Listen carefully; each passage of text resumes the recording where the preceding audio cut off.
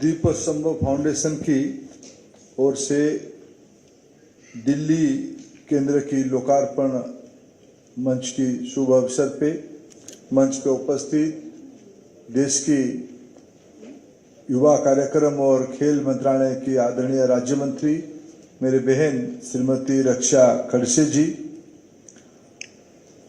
दिव्यांगजन तथा सशक्तिकरण विभाग के सचिव मेरे मित्र आदरणीय राजेश अग्रवाल जी, इस कार्यक्रम की मुख्य सूत्रधार मित्र यजुवेंद्र महाजन जी, अतिथि के रूप में जिनको हमने सम्मानित भी किया, ऐसे ही इस बार की सिविल सर्विस परीक्षा में उत्तीर्ण श्री मनु गर्ग जी और यहाँ उपस्थित आदरणीय वी सतीश जी, विनय सहस्रबुद्धे जी, नवनिर्वाचित राज्यसभा सदस्य, नव मनोनीत राज्यसभा सदस्य, देश की जाने माने लॉयर श्री उज्जवल निकम जी, सामाजिक कार्यकर्ता देवदत्त जोशी जी, श्रीहरि बोरीकर जी तथा अन्य सभी मित्र साथीगण, सभी आमंत्रित महानुभाव और इस संस्था से जुड़े हुए सभी भाई और बहनों और इसकी सभी स्टेक होल्डर। कुछ दिन पहले रक्षा जी श्री महाजन जी को लेके मेरे पास आए थे और इस दीपोस्तंभ मनोबल फाउंडेशन के बारे में मेरे को अवगत कराए। मैं पहले समझा कि ये शायद एक विद्यालय चलाते होंगे, फिर बाद में समझ में आया कि ये हॉस्टल भी चलाते होंगे शायद, या एक हायर एजुकेशन इंस्टीट्यूशन चलाते हैं।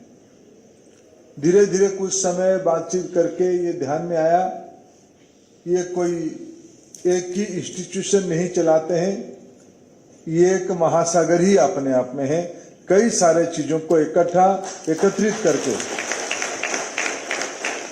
मैं सबसे पहले इनकी जो सारे लाभार्थी, इनकी जो विद्यार्थी और इनकी संस्था से जुड़े हुए सभी बच्चों को सफलता की शुभेच्छा देता हूं।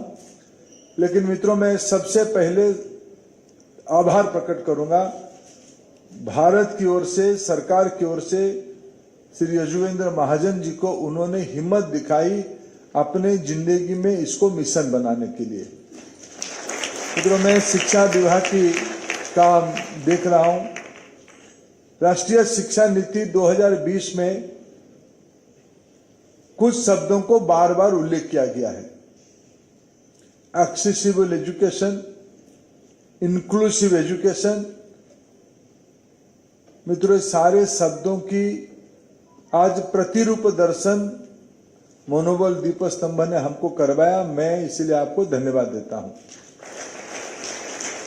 ये दोनों शब्द के ऊपर लंबे लंबे सेमिनार करवाना आसान है, उस पे पॉलिसी डॉक्यूमेंट लिखवाना भी आसान है, लेकिन इसको प्रैक्टिस करके नीचे उतारना यह अपने आप में कोई ऋषि की तपस्या से कोई कम बात नहीं है।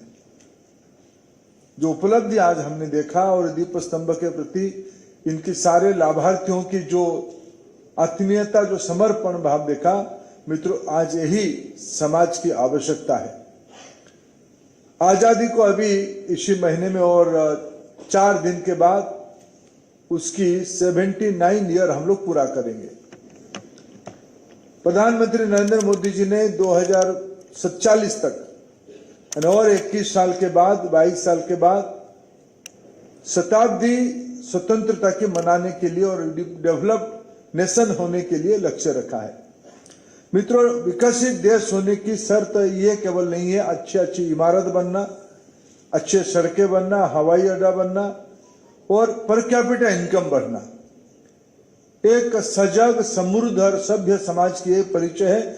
समाज की सभी घटक सम्मान से जीने की अधिकार की वातावरण बन पाए, ये एक सबसे पहला शर्त होती है।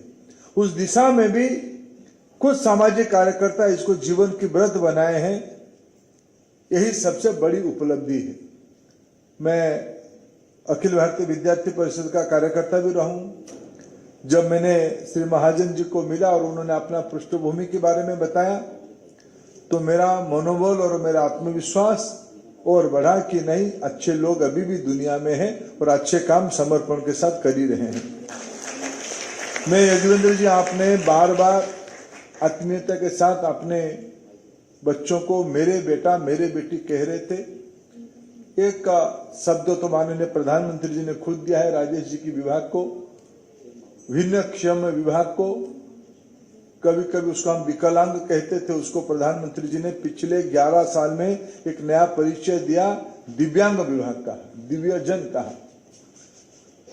आज वो 7 से बढ़ के 21 हुआ है। मित्रों, अभी मैं यहां आने की पहले मेरे विभाग में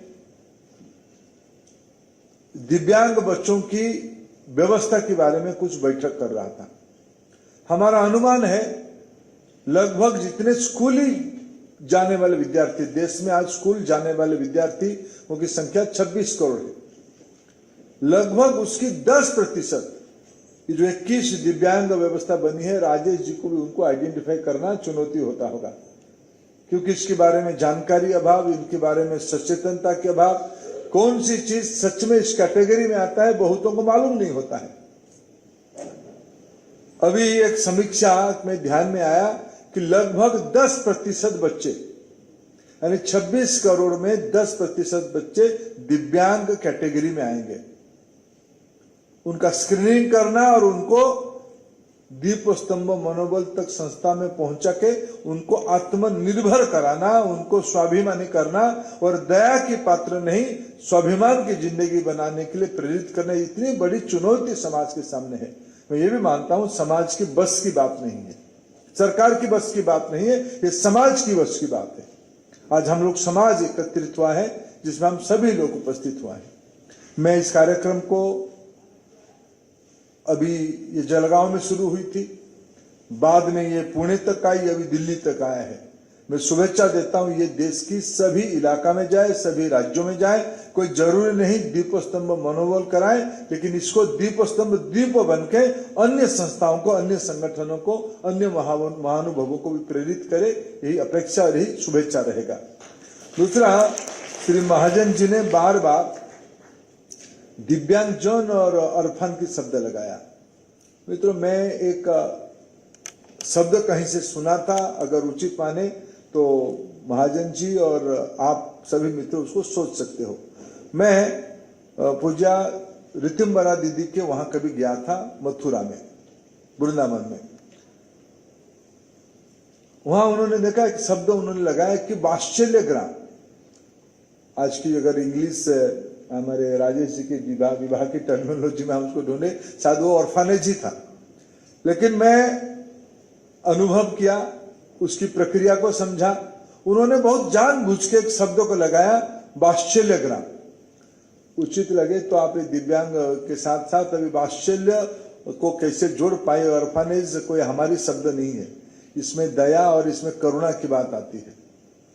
हमें भारत में 2047 तक विकसित भारत में सभी को स्वाभिमान के साथ आत्मनिर्भर बनाना, यही आज समाज की दायित्व है। मैं इस समाज दायित्व को आप की संगठन इसको पूरा कर रहा है। आप उसमें इतना बड़ा दायित्व में अगर हम 26 करोड़ की 10% गिनती करें स्कूल में, ये 2 करोड़ 60 लाख होती है, लेकिन आपकी ये 600 की संख्या निश्चित रूप में भारत में एक नई प्रतिष्ठा, नई मानक तैयार करेगा।